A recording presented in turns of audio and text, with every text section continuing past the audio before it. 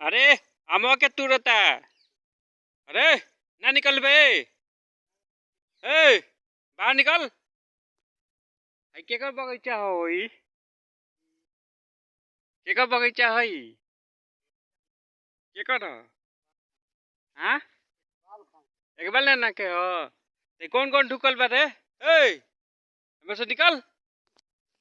अस्सलाम वालेकुम। ए हमें से निकल। आम तुर बसर। ए चल बाहर निकल।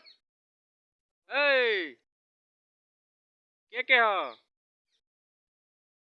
ए बाहर निकल, बाहर निकल, बाहर बाहर निकल। तो के आज देखावत देख वीडियो बनैले बानी।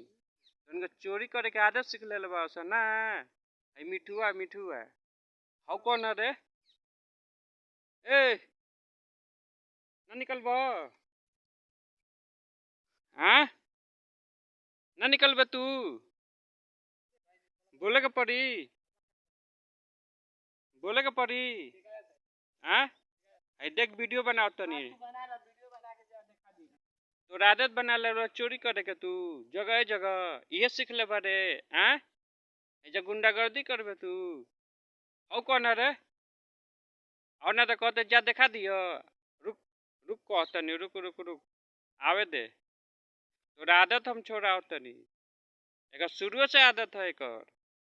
हमार बगीचा फलाना ढेकाना हर जगह तो चोरी करे के आदत सीख ले बारे। देख